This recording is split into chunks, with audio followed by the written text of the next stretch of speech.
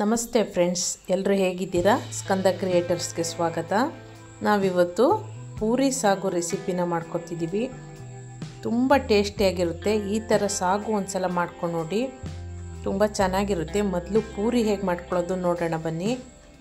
ಈ ಪೂರಿ ಮಾಡೋಕ್ಕೆ ನಾನು ಸ್ವಲ್ಪ ಮೈದಾ ಹಿಟ್ಟು ಮತ್ತು ಗೋಧಿ ಹಿಟ್ಟು ಎರಡೂ ಮಿಕ್ಸ್ ತೊಗೊಳ್ತಾ ಇದ್ದೀನಿ. ಇಲ್ಲಿ ಅರ್ಧ ಬಟ್ಲು ಗೋಧಿ ಹಿಟ್ಟು ತೊಗೊಂಡಿದ್ದೀನಿ ಮತ್ತು ಅರ್ಧ ಬಟ್ಲು ಮೈದಾ ಹಿಟ್ಟು. ಈ ಬಟ್ಲಲ್ಲಿ ನಾನು ಅಳತೆ ಮಾಡ್ಕೊತಾ ಇದ್ದೀನಿ. ಪೂರಿ ತುಂಬ ಚೆನ್ನಾಗಿ ಸ್ಮೂತಾಗಿ ಉಬ್ಬಿ ಬರಬೇಕಾ, ಜಾಸ್ತಿ ಎಣ್ಣೆ ಕುಡಿಬಾರ್ದ. ಮಕ್ಕಳಿಗೆಲ್ಲ ತುಂಬ ಇಷ್ಟ ಆಗೋ ಥರ ಪೂರಿ ಮಾಡಬೇಕಾ. ಹಾಗಾದರೆ ನಾನು ಮಾಡೋ ಮೆಥಡಲ್ಲಿ ನೋಡ್ಕೊಂಡು ಮಾಡಿ, ತುಂಬ ಚೆನ್ನಾಗಿ ಪೂರಿ ಬರುತ್ತೆ. ಮಕ್ಕಳು ಇಷ್ಟಪಟ್ಟು ಪೂರಿ ಮಾಡಿಸ್ಕೊಂಡು ತಿಂತಾರೆ. ಮೈದಾನ ಜಾಸ್ತಿ ಯೂಸ್ ಮಾಡಬೇಡಿ ಫ್ರೆಂಡ್ಸ್. ಹಾಗಾಗಿ ನಾನು ಬರೀ ಮೈದಾದಲ್ಲೇ ಪೂರಿ ಮಾಡ್ತಾರೆ. ಆದರೆ ಕ್ರಿಸ್ಪಿ ಜೊತೆಗೆ ಸಾಫ್ಟ್ನೆಸ್ ಬರಲಿ ಅಂತ ಸ್ವಲ್ಪ ಮೈದಾ ತೊಗೊಂಡಿದ್ದೀನಿ. ನೋಡಿ, ಅರ್ಧ ಬಟ್ಲು ಮೈದಾ ತೊಗೊಂಡಿದ್ದೆ. ಅರ್ಧಕ್ಕಿಂತ ಹೆಚ್ಚಾಗಿ ಸ್ವಲ್ಪ ಗೋಧಿ ಹಿಟ್ಟನ್ನು ತೊಗೋತೀನಿ. ಎರಡೂ ಸಮ ಪ್ರಮಾಣದಲ್ಲೂ ತೊಗೋಬೋದು. ಕೆಲವರು ಬರೀ ಗೋಧಿ ಹಿಟ್ಟಲ್ಲಿ ಮಾಡ್ತಾರೆ. ನಾವು ಹೇಳೋ ಅಳತೆ ಪ್ರಮಾಣದಲ್ಲಿ ಮಾಡ್ಕೊಳ್ಳಿ ಫ್ರೆಂಡ್ಸ್, ತುಂಬ ಚೆನ್ನಾಗಿರುತ್ತೆ. ನೋಡಿ, 1 ಸ್ಪೂನು ಉಪ್ಪಿನ ಪುಡಿ ಅಂದರೆ ಸಾಲ್ಟ್ ಹಾಕೋತಿದ್ದೀನಿ. ಇದು ರಾಕ್ ಸಾಲ್ಟ್, ಅದಕ್ಕೆ ಕೆಂಪು ಕಾಣಿಸ್ತಾ ಇದೆ. ಏನೋ ಬೇರೆ ಹಾಕಿದ್ದೀರಾ ಅಂತ ಕೇಳಬೇಡಿ. ಇದು ಕೆಂಪುಗಿದೆ ರಾಕ್ ಸಾಲ್ಟ್. ಅದಕ್ಕೆ ನೋಡಿ 2 ಸ್ಪೂನಷ್ಟು ಎಣ್ಣೆ ಹಾಕೋತಿದ್ದೀನಿ ನಾನು, ಅಂದರೆ ಕಲಸೋಕ್ಕೆ. ಒಂದು 2-3 ಸ್ಪೂನಷ್ಟು ಪೂರಿ ಅಲ್ವಾ, ಅದಕ್ಕೆ ಹಾಕೋತಾ ಇದ್ದೀನಿ. ತುಂಬ ಚೆನ್ನಾಗಿ ಬರುತ್ತೆ. 1 ನಿಮಿಷದಲ್ಲಿ ಈ ಪೂರಿನ ಪಟಾಪಟ್ನ ಮಾಡ್ಕೋಬೋದು. ಜಾಸ್ತಿ ಹೊತ್ತು ನೆನೆಸಿಡಬೇಕು ಅಂತೇನಿಲ್ಲ. ಒಂದು 10 ನಿಮಿಷದಲ್ಲಿ ಈ ಪೂರಿನ ಕಲಸಿಟ್ಟು 10 ನಿಮಿಷ ನೆನೆಯಕ್ಕಿಟ್ಟು ಮತ್ತು ಪೂರಿನ ಮಾಡ್ಕೋಬೋದು. ನೋಡಿ, ಉಪ್ಪಿನ ಪುಡಿ ಮತ್ತು ಎಣ್ಣೆ ಹಾಕಿರೋದ್ರಿಂದ ಅದನ್ನೆಲ್ಲ ಸ್ವಲ್ಪ ಚೆನ್ನಾಗಿ ಮಿಕ್ಸ್ ಮಾಡ್ಕೋಬೇಕು. ಗೋಧಿ ಹಿಟ್ಟು, ಮೈದಾ ಹಿಟ್ಟು, ಉಪ್ಪಿನ ಪುಡಿ, ಒಂದು 2-3 ಸ್ಪೂನ್ ಎಣ್ಣೆ ಅಷ್ಟನ್ನು ಚೆನ್ನಾಗಿ ಮಿಕ್ಸ್ ಮಾಡ್ಕೋಬೇಕು. ಇವಾಗ ನೆಕ್ಸ್ಟು ಗ್ಲಾಸಲ್ಲಿ ನೀರು ತಗೊಂಡು ಸ್ವಲ್ಪನೇ ನೀರನ್ನು ಹಾಕೋತಾ ಒಂದೇ ಸಲ 1 ಗ್ಲಾಸ್ ತುಂಬ ನೀರು ಹಾಕಬೇಡಿ. ಅದು ದೋಸೆ ಆಗೋಗುತ್ತೆ. ಗೋಧಿ ದೋಸೆ ಮಾಡ್ಕೋಬೇಕಾಗುತ್ತೆ. ಆಮೇಲೆ ಹಿಟ್ಟನ್ನು ಗಟ್ಟಿಯಾಗಿ ಕಲಿಸ್ಕೋಬೇಕು. ನೋಡಿ, ಈ ಥರ ಸ್ವಲ್ಪನೇ ನೀರು ಹಾಕ್ಕೊಂಡು ಅಳತೆನ ನೋಡಿಕೊಂಡು ನೀವು ಕಲಿಸ್ಕೋಬೇಕು. ನೋಡಿ ಫ್ರೆಂಡ್ಸ್, ಇಲ್ಲಿ ಉಗುರು ಬೆಚ್ಚಗಿರೋ ಅಂದರೆ ಸ್ವಲ್ಪ ಬೆಚ್ಚಗಿರೋ ನೀರನ್ನು ತೊಗೊಂಡು ಕಲಿಸ್ಬೋದು. ನಾನು ತಣ್ಣೀರಲ್ಲೇ ಕಲಿಸ್ತಿದ್ದೀನಿ. ಬೆಚ್ಚಗಿರೋ ನೀರಲ್ಲೂ ಕೂಡ ಕಲಿಸಿದ್ರೂ ತುಂಬ ಚೆನ್ನಾಗಿರುತ್ತೆ. ಬೇಗ ಪೂರಿನ ಮಾಡ್ಕೋಬೋದು. ಸ್ವಲ್ಪ ನಾನು 1 ಅವರ್ ಕಲಸಿಟ್ಟಿದ್ದೆ, ಅದಕ್ಕೋಸ್ಕರ ತಣ್ಣೀರಲ್ಲೇ ಕಲಸಿಡ್ತಾ ಇದ್ದೀನಿ. ನೋಡಿ ಫ್ರೆಂಡ್ಸ್, ಹಿಟ್ಟನ್ನು ಹೀಗೆ ಕ್ಯೂಚಿ ಹದವಾಗಿ ಕಲಸಿಟ್ಟು ಇಷ್ಟು ಗಟ್ಟಿಗೆ ಹಿಟ್ಟು ಮಾಡ್ಕೋಬೇಕು. ನಿಮಗೆ ಗೊತ್ತಾಗುತ್ತೆ. ತೆಳ್ಳಗೆ ಕೈಗೆಲ್ಲ ಅಂಟೋ ಥರ ಮಾಡಿದ್ರೆ ಚಪಾತಿ ಲಟ್ಟಿಸೋಕ್ಕಾಗಲ್ಲ. ಈಗ ಮೇಲ್ಗಡೆ ಸ್ಮೂತ್ ಬರೋಕ್ಕೋಸ್ಕರ ನಾನು ಎಣ್ಣೆ ಹಾಕ್ತಾಯಿದ್ದೀನಿ. ಇದು ಪೂರಿ ಮಾಡೋದ್ರಿಂದ ಸ್ವಲ್ಪ ಎಣ್ಣೆನ ಹಾಕಿದ್ರೆ ಎಣ್ಣೆ ಜಾಸ್ತಿ ಕುಡಿಯಲ್ಲ. ಬಾಣಲಿಲಿ ಪೂರಿನ ಬೇಯಿಸುವಾಗ ಎಣ್ಣೆನ ಜಾಸ್ತಿ ಹೀರಲ್ಲ. ಅದಕ್ಕೆ ಇಲ್ಲಿನೇ ಸ್ವಲ್ಪ ಹಿಟ್ಟಿಗೆ ನಾವು 2-3 ಸ್ಪೂನ್ ಎಣ್ಣೆ ಅಷ್ಟು ಹಾಕಿ ಸ್ಮೂತ್ ಮಾಡಿ ಈ ಥರ ಒಂದು ಅರ್ಧ ಗಂಟೆ ಅಥವಾ 10 ನಿಮಿಷ, ನಿಮಗೆ ಟೈಮ್ ಇಲ್ಲ ಅಂದರೆ ಒಂದು 10 ನಿಮಿಷ ಈ ಥರ ಮುಚ್ಚಿಡಬೇಕು. ಅದು ಚೆನ್ನಾಗಿ ಅರಳಿರ್ತದೆ ಹಿಟ್ಟು. ಇವಾಗ ನೋಡಿ ಹಿಟ್ಟು ಯಾವ ಥರ ಬಂದಿದೆ ಅಂತ. ತುಂಬ ಸ್ಮೂತಾಗಿ ಚೆನ್ನಾಗಿ ಬಂದಿದೆ. ಸದ್ಯಕ್ಕೆ ಇದನ್ನು ಇವಾಗ ಮುಚ್ಚಿಡೋಣ. ಮತ್ತೆ ಮಾಡ್ಕೊಂಡ್ರಾಯ್ತು, ಯಾಕಂದರೆ ಪೂರಿ ಆರೋಗುತ್ತೆ. ಮೊದಲು ಸಾಗು ಅಥವಾ ಕೂರ್ಮನ ರೆಡಿ ಮಾಡ್ಕೊಳ್ಳೋಣ. ನೋಡಿ, ಇಲ್ಲಿ ನಾನು ಒಂದು 3 ಆಲೂಗೆಡ್ಡೆನ ತಗೊಂಡಿದ್ದೀನಿ. ಅದನ್ನು ಪೀಸಾಗಿ ಮಧ್ಯಕ್ಕೆ ಕುಯ್ಕೊಂಡಿದ್ದೀನಿ. ಒಂದು 50 ಗ್ರಾಮಷ್ಟು ಬಟಾಣಿನ, ಒಣಗಿರೋ ಬಟಾಣಿನೇ, ಡ್ರೈ ಬಟಾಣಿನೇ ನಾನು ನೆನೆ ಹಾಕಿದ್ದೀನಿ. ಹಸಿ ಬಟಾಣಿ ಇದ್ದರೆ ಹಾಕೋಬೋದು. ಡ್ರೈ ಬಟಾಣಿ, ನೆನೆಸಿರೋ ಬಟಾಣಿ ಮತ್ತು ಆಲೂಗೆಡ್ಡೆನ ನಾನು ಇಲ್ಲಿ ಕುಕ್ಕರ್ಗೆ ಸ್ವಲ್ಪ ನೀರು ಹಾಕಿ ಕೂಗಿಸ್ಕೊತಾ ಇದ್ದೀನಿ. ಅಂದರೆ ಒಂದು 2 ವಿಷಲ್ಲು 3 ವಿಷಲ್ನ ಕೂಗಿಸ್ಕೋಬೇಕು. ಸ್ವಲ್ಪ ಬಟಾಣಿ ಹಾಕ್ಕೊಂಡಿದ್ದೀನಿ. ನೀವು ಜಾಸ್ತಿ ಬಟಾಣಿ ಬೇಕಾದ್ರೆ ನೆನೆಸಿ ಹಾಕೋಬೋದು. ಒಂದು ಅರ್ಧ ಗಂಟೆ 1 ಗಂಟೆ ನೆನೆಸಿದ್ರೆ ಸಾಕು. ಈಗ ಸ್ವಲ್ಪ ಉಪ್ಪು ಹಾಕ್ತಾಯಿದ್ದೀನಿ. ಒಂದು ಅರ್ಧ ಸ್ಪೂನ್ ಉಪ್ಪು ಹಾಕ್ತಾಯಿದ್ದೀನಿ. ಬಟಾಣಿ ಮತ್ತು ಆಲೂಗೆಡ್ಡೆ ಸ್ವಲ್ಪ ಉಪ್ಪು ಹಿಡಿದು ಬೇಯಲಿ ಅಂತ ಉಪ್ಪು ಹಾಕ್ತೆ. ಮತ್ತು ಈಗ ಕುಕ್ಕರ್ ಲಿಡ್ನ ಕ್ಲೋಸ್ ಮಾಡಿ 2 ವಿಷಲ್ನ ಕೂಗಿಸ್ಕೊಂಡು ಇಟ್ಕೋಬೇಕು ಸೈಡ್ಗೆ. ಈಗ ನಾವು ಮಸಾಲೆ ಗ್ರೇವಿನ ಮಾಡ್ಕೊಳ್ಳೋಕ್ಕೆ ಏನೇನು ಐಟಮ್ ಬೇಕು ಅಂತ ನೋಡೋಣ. ನಾನಿಲ್ಲಿ ದೊಡ್ಡ ಗಾತ್ರದ 1 ಈರುಳ್ಳಿ ತಗೊಂಡಿದ್ದೀನಿ. ಮತ್ತು ಒಂದು 3-4 ಸ್ಪೂನಷ್ಟು ತೆಂಗಿನ ತುರಿ ಕಾಯಿ ತುರಿ ತಗೊಂಡಿದ್ದೀನಿ. 2 ಸ್ಪೂನಷ್ಟು ಕಡಲೆ ತಗೊಂಡಿದ್ದೀನಿ. ಇಲ್ಲಿ ನೋಡಿ ಒಂದು 4 ಹಸಿಮೆಣ್ಸಿನ್ಕಾಯಿ ತಗೊಂಡಿದ್ದೀನಿ, ಗ್ರೀನ್ ಚಿಲ್ಲಿ. ನೀವು ಮನೇಲಿ ಖಾರ ಹೆಚ್ಚಾಗಬೇಕು ಅಂದರೆ 5-6 ಗ್ರೀನ್ ಚಿಲ್ಲಿ ತಗೊಳ್ಳಿ ಹಸಿಮೆಣ್ಸಿನ್ಕಾಯಿನ. ಸ್ವಲ್ಪ ಕೊತ್ತಂಬರಿ ಸೊಪ್ಪು ತಗೊಂಡಿದ್ದೀನಿ, ಒಂದೇ 1 ಇಂಚು ಶುಂಠಿ ತಗೊಂಡಿದ್ದೀನಿ, 1 ಇಂಚು ಶುಂಠಿ ತಗೊಂಡಿದ್ದೀನಿ. ನೋಡಿ 5-6 ಎಸಳು ಅಥವಾ 1 ಗೆಂಡೆ ಬೆಳ್ಳುಳ್ಳಿ ತಗೋಬೇಕು. 5-6 ಎಸಳು ಬೆಳ್ಳುಳ್ಳಿ ತಗೊಂಡಿದ್ದೀನಿ. ಇದ್ರ ಜೊತೆಗೆ ಇನ್ನೊಂದು ಸೀಕ್ರೆಟ್ ಥಿಂಗ್ಸ್ ಅಂದರೆ ನೋಡಿ, ಒಂದು ಏಲಕ್ಕಿ, ಇನ್ನೊಂದು ಮರಾಠಿ ಹೂವು. ಇದು ಮಸಾಲೆ ಐಟಮ್ ನೋಡಿದ್ದೀರಲ್ಲ, ಮರಾಠಿ ಹೂವು ಮತ್ತು ಒಂದು ಏಲಕ್ಕಿ. ಇದನ್ನು ಹಾಕ್ಕೊಂಡ್ರು ಹುರಿದು ಮಾಡಿದ್ರೆ ಒಳ್ಳೆ ಫ್ಲೇವರ್ ಬರುತ್ತೆ. ಹುರಿದು ರುಬ್ಬಬೇಕು, ಇದನ್ನೆಲ್ಲ ಹುರ್ಕೊಂಡು ರುಬ್ಬಬೇಕು. ನೋಡಿ ಇಲ್ಲಿ ಖಾರ ರುಬ್ಬಕ್ಕೆ 1 ಈರುಳ್ಳಿ ತಗೊಂಡಿದ್ದೀನಿ, ಮತ್ತು ಮಸಾಲೆ ಒಗ್ಗರಣೆಗೆ ಸ್ವಲ್ಪ ಈರುಳ್ಳಿ ಎತ್ತಿಟ್ಕೊತೀನಿ. ಇಲ್ಲಿ ಮಸಾಲೆ ಒಗ್ಗರಣೆಗೆ ಇದು ಆಡ್ಸೋಕ್ಕಲ್ಲ, ರುಬ್ಬಕ್ಕಲ್ಲ. ನೋಡಿ 1 ದಪ್ಪ ಟೊಮೊಟೊ ಹಚ್ಚಿಟ್ಕೊಂಡಿದ್ದೀನಿ, ಒಂದು ಅರ್ಧ ಈರುಳ್ಳಿ ಹಚ್ಚಿಟ್ಕೊಂಡಿದ್ದೀನಿ. ಪಲಾವ್ ಎಲೆ ಮತ್ತು ಚಕ್ಕೆ ನಾನು ಇದನ್ನು ಒಗ್ಗರಣೆಗೆ ತಗೊಂಡಿರೋದು. ನೋಡಿ 2 ಪೀಸ್ ಚಕ್ಕೆ ಮತ್ತು ಒಂದು ಪಲಾವ್ ಎಲೆ. ಇದು ಜೀರಿಗೆ, ಒಂದು ಅರ್ಧ ಸ್ಪೂನ್ ಜೀರಿಗೆ. ಸೋಂಪು ಕಾಳನ್ನು ಹಾಕೋಬೋದು, ಅದು ಒಳ್ಳೆ ಫ್ಲೇವರ್ ಕೊಡುತ್ತೆ. ಇಲ್ಲಾಂದರೆ ಜೀರಿಗೆ ತಗೊಂಡ್ರೂ ಆಗುತ್ತೆ. ನೋಡಿ ಇದನ್ನು ಒಗ್ಗರಣೆಗೆ ಇಟ್ಕೊಂಡು ಈಗ ಕಾಯಿ ಈರುಳ್ಳಿ ಎಲ್ಲ ಇತ್ತಲ್ಲ ಅದನ್ನು ಹುರ್ಕೋಬೇಕು. ಈಗ ಒಂದು ಚಿಕ್ಕ ಬಾಣಲಿ ಇಟ್ಕೊಂಡು ಒಂದು 2-3 ಸ್ಪೂನ್ ಎಣ್ಣೆ ಹಾಕ್ಕೊತಿದ್ದೀನಿ. 2 ಸ್ಪೂನ್ ಎಣ್ಣೆ ಹಾಕ್ಕೊಳ್ಳಿ. ಇದನ್ನು ಡ್ರೈ ಆಗಲ್ಲ, ಸ್ವಲ್ಪ ಎಣ್ಣೆ ಹಾಕ್ಕೊಂಡು ಈ ಕಾಯಿ ಈರುಳ್ಳಿ ಕೊತ್ತಂಬರಿ ಸೊಪ್ಪು ಅದೆಲ್ಲ ಹುರ್ಕೋಬೇಕು. ಅದರಿಂದ ಒಂದು 2 ಸ್ಪೂನು ನಾನು ಬಾಣಲಿಗೆ ಎಣ್ಣೆ ಹಾಕ್ಕೊತಿದ್ದೀನಿ. ನೋಡಿ ಬಾಣಲಿಗೆ ಹಾಕಿರೋ ಎಣ್ಣೆ ಸ್ವಲ್ಪ ಬಿಸಿ ಆದಮೇಲೆ ಈಗ ಏಲಕ್ಕಿ ಕಾಯಿ ಮತ್ತು ಫ್ಲವರ್ ತೊಗೊಂಡಿದ್ವಲ್ಲ ಮಸಾಲೆ ಐಟಮು, ಸ್ಪೈಸಸ್, ಇದನ್ನು ಹಾಕಿ ಸ್ವಲ್ಪ ಸಣ್ಣ ಉರಿಲಿ ರೋಸ್ಟ್ ಮಾಡ್ಕೋಬೇಕು. ಮತ್ತು ಇವಾಗ ಹಸಿಮೆಣ್ಸಿನ್ಕಾಯಿ 4 ಹಸಿಮೆಣ್ಸಿನ್ಕಾಯಿ ತೊಗೊಂಡಿದ್ದೆ. ಸ್ವಲ್ಪ ಇದು ಖಾರ ಜಾಸ್ತಿ ಇದೆ, ಅದಕ್ಕೆ ಸ್ವಲ್ಪ ತೊಗೊಂಡಿದ್ದೀನಿ. ನಿಮಗೆ ಎಷ್ಟು ಬೇಕಷ್ಟು ಹೆಚ್ಚಿಸ್ಕೋಬೋದು.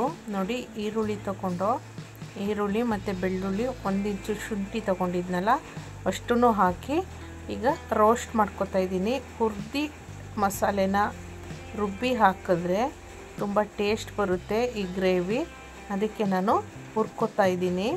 ಇಲ್ಲಿ ನಾನು ಮಾಡಿರೋ ಮೆಥಡಲ್ಲಿ ಈ ಗ್ರೇವಿನ ಮಾಡ್ಕೊಳ್ಳಿ ಫ್ರೆಂಡ್ಸ್.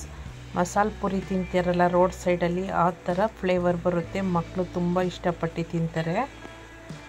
ಈರುಳ್ಳಿ ಸ್ವಲ್ಪ ಬ್ರೌನ್ ಕಲರ್ ಬಂದಾದಮೇಲೆ ಕಡಲೆ ಒಂದು ಬಿಟ್ಟು ಕೊತ್ತಂಬರಿ ಸೊಪ್ಪು ಮತ್ತು ಕಾಯಿ ಎರಡನ್ನೂ ಲಾಸ್ಟಲ್ಲಿ ಹಾಕ್ಕೊಂಡು ಒಂದು 2 ನಿಮಿಷ ರೋಸ್ಟ್ ಮಾಡ್ಕೊಳ್ಳಿ. ಅಂದರೆ ಕಡಲೆ ಏನು ಹುರಿಯೋ ಅವಶ್ಯಕತೆ ಇಲ್ಲ, ಕಡಲೆನ ಹಾಗೆ ಡೈರೆಕ್ಟಾಗಿ ಮಿಕ್ಸಿ ಜಾರ್ಗೆ ಸೇರಿಸ್ಕೊಂಡ್ರೆ ಆಯಿತು. ನೋಡಿ ಈಗ ಕಾಯಿ ಮತ್ತು ಕೊತ್ತಂಬರಿ ಸೊಪ್ಪು ಅದನ್ನು ಕೂಡ ಲಾಸ್ಟಲ್ಲಿ ಹಾಕ್ಕೊಂಡು ಸ್ವಲ್ಪ ಒಂದು 2 ನಿಮಿಷ ಹೀಗೆ ರೋಸ್ಟ್ ಮಾಡ್ಕೊತಾ ಇದ್ದೀನಿ. ಹುರಿದು ಮಾಡಿದ್ರೆ ಈ ಸಾಗು ಅಥವಾ ಗ್ರೇವಿ ಅಥವಾ ಪೂರಿಗೆ ಮಾಡುವಂತಹ ಕೂರ್ಮ ತುಂಬ ಚೆನ್ನಾಗಿರುತ್ತೆ. ನೋಡಿ ಈಗ ಹುರಿದಿರೋ ಐಟಮ್ನ ನಾವು ಮಿಕ್ಸಿ ಜಾರ್ಗೆ ಸೇರಿಸ್ಕೊತಾ ಇದ್ದೀವಿ. ಇದನ್ನು ಸ್ವಲ್ಪ ತಣ್ಣಗಾದ್ಮೇಲೆ ರುಬ್ಬಿ ಇಟ್ಕೊಳ್ಳೋಣ. ಈಗ ನೋಡಿ ಕಡಲೆ ಉಳ್ಕೊಂಡಿತ್ತಲ್ಲ, ಸ್ವಲ್ಪ ಕಡಲೆ ತಗೊಳ್ಳಿ ಸಾಕು, ಒಂದು 2 ಸ್ಪೂನ್ 1 ಸ್ಪೂನು, ಮನೆ ಜಾಸ್ತಿ ಇದ್ದರೆ ನೋಡಿಕೊಂಡು. ಗ್ರೇವಿ ಸ್ವಲ್ಪ ಥಿಕ್ನೆಸ್ಗೋಸ್ಕರ ಕಡಲೆ ಹಾಕ್ಕೊಳ್ಳೋದಷ್ಟೇ. ನೋಡಿ ಈಗ ಮತ್ತೆ ಅದೇ ಬಾಣಲಿಗೆ ನಾನು 2 ಸ್ಪೂನ್ ಎಣ್ಣೆ ಹಾಕ್ಕೊಂಡು ಪಲಾವ್ ಎಲೆ ಮತ್ತು ಚಕ್ಕೆನ ಒಗ್ಗರಣೆಗೆ ಹಾಕ್ಕೋತಾ ಇದ್ದೀನಿ.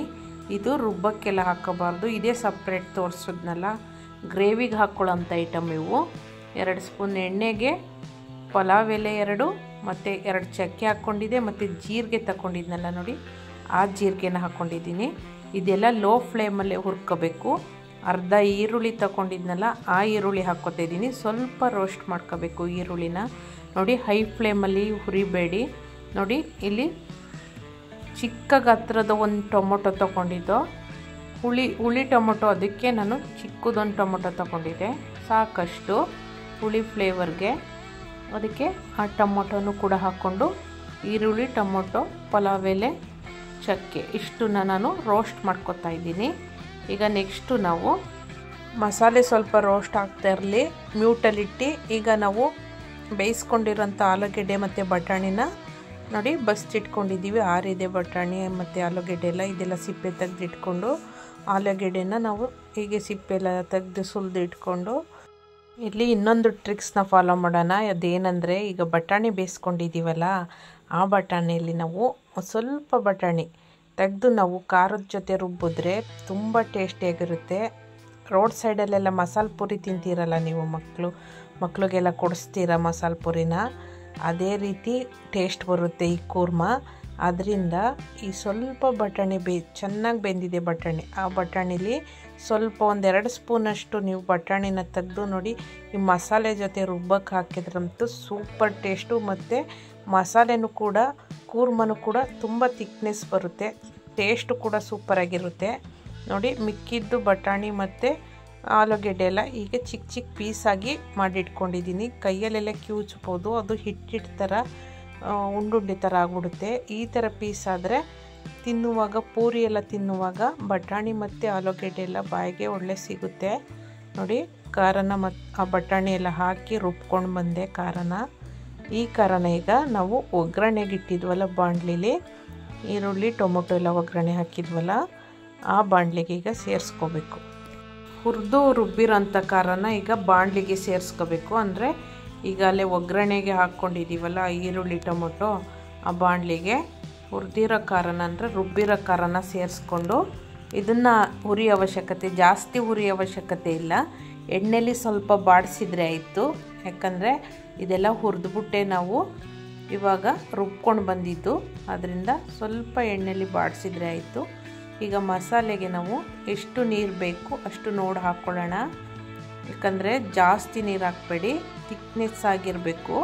ನೋಡಿ ಮಿಕ್ಸಿ ಜಾರಲ್ಲಿರುವಂತಹ ಮಸಾಲೆ ಎಲ್ಲ ಸೇರಿಸಿ ತೊಳೆದು ಇದನ್ನು ಹಾಕ್ಕೋತಾ ಇದ್ದೀವಿ. ಗ್ರೇವಿ ಅಲ್ವಾ ಇದು, ಅದಕ್ಕೋಸ್ಕರ ಇದು ಗಟ್ಟಿಯಾಗಿರಬೇಕು. ನೋಡಿ ಎಷ್ಟು ಗಟ್ಟಿ ಇದ್ದರೆ ಸಾಕು. ಈ ಮಸಾಲೆಗೆ ಇವಾಗ ನಾನು 1/4 ಸ್ಪೂನಷ್ಟು ನೋಡಿ ಅರಿಶಿನ ಹಾಕ್ಕೋತಾ ಇದ್ದೀನಿ, ಟರ್ಮರಿಕ್ನ 1/4 ಸ್ಪೂನ್ ಹಾಕ್ಕೋತಾ ಇದ್ದೀನಿ. ಸ್ವಲ್ಪ ಉಪ್ಪು, ಅಂದರೆ ಬಟಾಣಿ ಮತ್ತು ಆಲೂಗೆಡ್ಡೆನ ಉಪ್ಪಾಕಿ ಬೇಯಿಸ್ಕೊಂಡಿದ್ದೆ, ಅದರಲ್ಲಿ ಅಲ್ಲೇ ಉಪ್ಪಿದೆ ಸಾಕು. ಈಗ ಮಸಾಲೆಗೆ ಉಪ್ಪು ಹಾಕಬೇಕಿತ್ತಲ್ಲ, ಅದಕ್ಕೆ 1 ಸ್ಪೂನು, ಅರ್ಧ ಸ್ಪೂನು ನೀವು ಎಷ್ಟು ಬೇಕು ನೋಡಿಕೊಂಡು ಉಪ್ಪನ್ನ ಹಾಕಿ, ಮತ್ತು ಅದನ್ನು ಕರೆಕ್ಟಾಗಿದೆಯಾ ಟೇಸ್ಟು ನೋಡ್ಕೋಬೇಕು. ಉಪ್ಪು ಖಾರ ಎಲ್ಲ ಕರೆಕ್ಟಾಗಿದೆಯಾ ನೋಡ್ಕೋಬೇಕು. ಖಾರ ಬೇಕಿದ್ದರೆ ಸ್ವಲ್ಪ ಹಸಿಮೆಣ್ಸಿನ್ಕಾಯಿ ಪೌಡ್ರು ಏನಾದರೂ ಹಾಕಿ ಖಾರ ಹೆಚ್ಚಿಸ್ಕೋಬೇಕು. ನೋಡಿ ಈಗ ಆವಾಗಲೇ ರೆಡಿ ಮಾಡಿ ಇಟ್ಕೊಂಡಿರೋಂಥ ಆಲೂಗೆಡ್ಡೆ ಮತ್ತು ಬಟಾಣಿನ ಈಗ ಮಸಾಲೆ ಜೊತೆಗೆ ಸೇರಿಸ್ಕೊತಾ ಇದ್ದೀನಿ.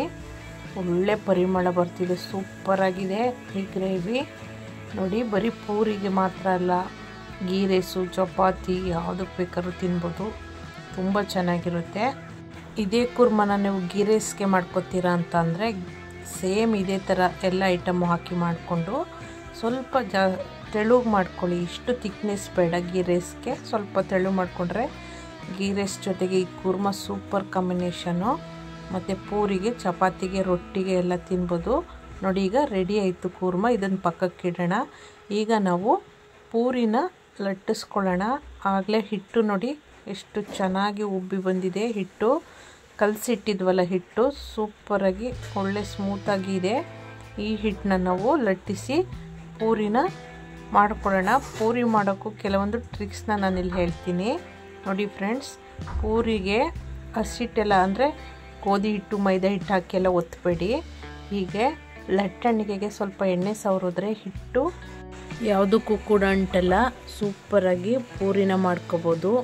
ಇದಕ್ಕೆ ಪೌಡ್ರುಗಳು ಅಂದರೆ ಗೋಧಿ ಪೌಡ್ರು, ಮೈದಾ ಹಿಟ್ಟು ಎಲ್ಲ ಹಾಕಿದ್ರೆ ನಾವು ಪೂರಿ ಬೇಯಿಸುವಾಗ ಎಣ್ಣೆಲೆಲ್ಲ ಉಳಿದ್ಬಿಡುತ್ತೆ, ಆ ಪೌಡ್ರೆಲ್ಲ ಕಪ್ಪಾಗ್ಬಿಡುತ್ತೆ ಎಣ್ಣೆ.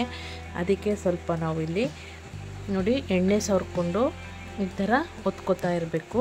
ಸೂಪರಾಗಿ ಬರುತ್ತೆ ನೋಡಿ. ಅಗ್ಲಾಗಿ ಮಂದಕ್ಕೆ ಚಪಾತಿ ಆಕಾರಕ್ಕೆ ಹೀಗೆ ಲಟ್ಟಿಸ್ಕೋಬೇಕು. ಇದು ಚಪಾತಿಗಿಂತ ಗಟ್ಟಿ ಇರಬೇಕು ಹಿಟ್ಟು, ಅಂದರೆ ಸ್ವಲ್ಪ ಮಂದಕ್ಕೆ ಲಟ್ಟಿಸ್ಕೋಬೇಕು. ಸ್ಮೂತ್ ಅಂದರೆ ಚಪಾತಿ ಅಷ್ಟು ಸ್ಮೂತಾಗಿ ಲಟ್ಟಿಸ್ಕೊಂಡ್ರೆ ಪೂರಿ ಉಬ್ಬಲ್ಲ. ನೋಡಿ ಈ ಥರ ನಾವು ಒಂದೊಂದೇ ಪೂರಿನ ಒತ್ಕೊಳ್ಳೋದ್ರ ಬದಲು ಈ ಥರ ಯಾವುದಾದ್ರೂ ಮುಚ್ಚಳ ಇರಲ್ವಾ ಮನೇಲಿ, ಬಾಕ್ಸ್ ಮುಚ್ಚಳ ಯಾವುದಾದ್ರೂ ಸರಿ, ಈ ಥರ ನಿಮಗೆ ಎಷ್ಟು ಅಗಲ ಪೂರಿ ಬೇಕು ಅಷ್ಟಗ್ಲಿಕ್ಕೇ ಮುಚ್ಚಳಗಳಿದ್ರೆ ಆ ಮುಚ್ಚಳಗಳಲ್ಲಿ ಈ ಥರ ಶೇಪ್ ಮಾಡ್ಕೊಳ್ಳಿ. ಮತ್ತು ಮಕ್ಕಳಿಗೆ ಖುಷಿ ಆಗಬೇಕು ಅಂದ್ಬಿಟ್ಟು ನೋಡಿ ಈ ಥರ ಮಾಡ್ಕೊಳ್ಳಿ. ಟ್ರಯಾಂಗಲ್ಲು, ರೆಕ್ಟ್ಯಾಂಗಲ್ಲು, ಸರ್ಕಲ್ಲು ಆ ಥರ ಎಲ್ಲ ಚಾಕಲೆಲ್ಲ ಕೊಯ್ದು ಮಕ್ಕಳಿಗೆ ಪೂರಿ ಮಾಡಿಕೊಟ್ರೆ ಸೂರ್ಯ, ಚಂದ್ರ, ಎಲ್ಲದು ನಕ್ಷತ್ರಗಳು ಎಲ್ಲನೂ ಪೂರಿಲೇ ಮಾಡ್ಬೋದು. ಮಕ್ಳಿಗೂ ಖುಷಿ ಆಗುತ್ತೆ. ಅದಕ್ಕೆ ಹೇಳಿದ್ದು ಒಂದು ಟ್ರಿಕ್ಸ್ ಐತೆ, ಪೂರಿ ಒತ್ತೋದ್ರಲ್ಲಿ ಒಂದು ಟ್ರಿಕ್ಸ್ ಐತೆ ಅಂತ ಹೇಳಿದ್ದು. ಒಂದೊಂದೇ ಪೂರಿ ಒತ್ತಕ್ಕೆ ಯಾರಪ್ಪ ಒತ್ತೋರು ಇಷ್ಟೊಂದು ಪೂರಿನ ಅಂತ ಕಷ್ಟ ಆಗುತ್ತೆ. ಅದ್ರ ಬದಲು ನೋಡಿ ಈ ಥರ ಜಾಸ್ತಿ ಹಿಟ್ಟು ತಗೊಂಡು ಒಟ್ಟಿಗೆ ಲಟ್ಟಿಸಿದ್ರೆ ನೋಡಿ ಒಳ್ಳೆ ಪೂರಿ ಮಾಡ್ಕೋಬೋದು. ನೋಡಿ ಎಣ್ಣೆ ಕಾಯಕ್ಕಿಟ್ಟಿದ್ದೀನಿ ಗ್ಯಾಸ್ ಮೇಲೆ. ನೋಡಬೇಕು, ಹೊಗೆ ಏಳ್ತಿರಬೇಕು ಎಣ್ಣೆಲಿ. ಒಂದೊಂದೇ ಪೂರಿನ ಬಿಡ್ತಾ ಹೋದರೆ ನೋಡಿ, ನಾನೇನು ಅದಕ್ಕೆ ಜಾಸ್ತಿ ಏನು ಪ್ರೆಸರ್ ಮಾಡಿಲ್ಲ, ಏನು ಮಾಡಿಲ್ಲ. ಸ್ವಲ್ಪ ಅದ್ರ ಮೇಲೆ ಎಣ್ಣೆನ ಎರಚ್ತಾ ಹೋಗುವಾಗ ಪೂರಿಗಳು ಉಬ್ಬುತ್ತಾ ಬರ್ತಾಯಿದೆ. ನೀವೇ ನೋಡ್ತಾ ಇದ್ದೀರಾ ನೋಡಿ. ಒಂದೊಂದೇ ಪೂರಿಗಳನ್ನ ಅಂದರೆ ಒಟ್ಟೊಟ್ಟಿಗೆ ಹಾಕಬಾರ್ದು, ಒಂದಕ್ಕೊಂದು ಅಂಟುತ್ತೆ. ಒಂದು ಪೂರಿ ಉಬ್ಬಿ ಮೇಲೆ ಬರುವಾಗ ಇನ್ನೊಂದು ಪೂರಿ ಹಾಕಿದ್ರೆ ಅಂಟಲ್ಲ ನೋಡಿ. ಒಂದೊಂದು ಸಲಕ್ಕೆ ಒಂದು ಪೂರಿ ಎಲ್ಲ 2, 3 ಆ ಥರ ಬೇಯಿಸ್ಕೊಬೋದು. ಒಂದು ಪೂರಿ ಉಬ್ಬಿ ಪಕ್ಕಕ್ಕೆ ಹೋದ್ಮೇಲೆ ಇನ್ನೊಂದು ಪೂರಿನ ಹಾಕ್ಕೊಂಡು ಈ ಥರ ಬೇಯಿಸ್ಕೊತಾ ಬರ್ಬೋದು. ಸೂಪರಾಗಿ ಪೂರಿಗಳನ್ನ ಮಾಡ್ಕೊಬೋದು ನೋಡಿ. ಇದಕ್ಕೆ ಯಾವುದೇ ಸೋಡಾ ಆಗಲಿ ಅಥವಾ ಕಾಯಿಸಿರೋ ಎಣ್ಣೆ ಆಗಲಿ ಸಪ್ರೇಟ್ ಏನು ಹಾಕಿಲ್ಲ ನೋಡಿ. ಇಷ್ಟೇ, ಈ ಥರ ಪೂರಿ ಮಾಡ್ಕೊಳ್ಳಿ ಫ್ರೆಂಡ್ಸ್, ನಿಜ ಚೆನ್ನಾಗಿ ಬರುತ್ತೆ. ಮಟನ್ ಸಾರು, ಚಿಕನ್ ಗ್ರೇವಿ ಈ ಥರ ಮಾಡುವಾಗಲೂ ಪೂರಿಗಳನ್ನ ಮಾಡ್ಕೊಳ್ಳಿ. ಮತ್ತು ಎಗ್ ಬುರ್ಜಿ, ಈ ಸೊಪ್ಪು ಪಲ್ಯಗಳು ಈ ಥರವೆಲ್ಲ ಇರುವಾಗ ಪೂರಿ ಜೊತೆ ಒಳ್ಳೆ ಕಾಂಬಿನೇಷನ್ ಆಯ್ತದೆ ನೋಡಿ. ಈ ಕೂರ್ಮದ ಜೊತೆ ಪೂರಿ ಸಾಗು ಸೂಪರಾಗಿ ಬರುತ್ತೆ. ವೆಜಿಟೇಬಲ್ ಫುಲ್ ತರಕಾರಿಗಳನ್ನ ಹಾಕಿ ಕೂಡ ನೀವು ಕೂರ್ಮಗಳನ್ನ ಮಾಡ್ಕೋಬೋದು. ನಾನಿಲ್ಲಿ ಆಲೂಗೆಡ್ಡೆ, ಬಟಾಣಿ ಮತ್ತು ಫ್ಲೇವರ್ ಎಲ್ಲ ಸ್ವಲ್ಪ ಮಸಾಲೆ ಪೂರಿ ಥರ ಫ್ಲೇವರ್ ಮಾಡಿ ಪೂರಿ ಮಾಡಿದ್ದೀನಿ. ಹಂಗಾಗಿ ತುಂಬ ಚೆನ್ನಾಗಿ ಬರುತ್ತೆ. ಸೂಪರಾಗಿ ಒಳ್ಳೆ ಸಾಫ್ಟಾಗಿ ಪೂರಿ ರೆಡಿ ಆಯಿತು ನೋಡಿ. ಪೂರಿ ಈಗ ಎಷ್ಟು ಬೇಕಾದರೂ ತಿನ್ಬೋದು, ಖುಷಿ ಆಗುತ್ತೆ. ಉಬ್ಬಿರೋ ಪೂರಿ ಮತ್ತು ಜಾಸ್ತಿ ನೋಡಿ, ಎಣ್ಣೆನೂ ಕೂಡ ಜಾಸ್ತಿ ಕುಡ್ದಿಲ್ಲ ಪೂರಿಗಳು.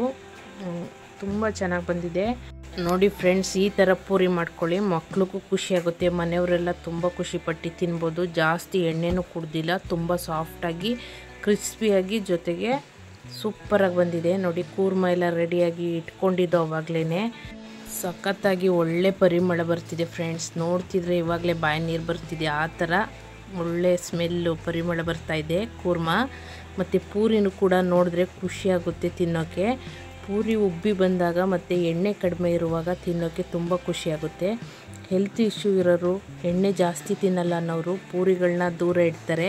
ಆದರೆ ಇದರಲ್ಲಿ ಜಾಸ್ತಿ ಎಣ್ಣೆ ಇಲ್ಲ, ಎಲ್ಲರೂ ಕೂಡ ತಿನ್ಬೋದು. ಒಂದು ಸಲ ಈ ಥರ ಮಾಡ್ಕೊಂಡು ನೋಡಿ, ತುಂಬ ಚೆನ್ನಾಗಿರುತ್ತೆ. ನಾನು ಮಾಡಿರೋ ಈ ರೆಸಿಪಿ ನಿಮ್ಗೆ ಇಷ್ಟ ಆಗಿದ್ದರೆ ಲೈಕ್ ಮಾಡಿ, ಸಪೋರ್ಟ್ ಮಾಡಿ, ಸಬ್ಸ್ಕ್ರೈಬ್ ಮಾಡಿ. ಸ್ಕಂದ ಕ್ರಿಯೇಟರ್ಸ್ನ ಫಾಲೋ ಮಾಡಿ ಫ್ರೆಂಡ್ಸ್. ಥ್ಯಾಂಕ್ ಯು, ಧನ್ಯವಾದಗಳು. ಎಲ್ರಿಗೂ ಶುಭವಾಗಲಿ.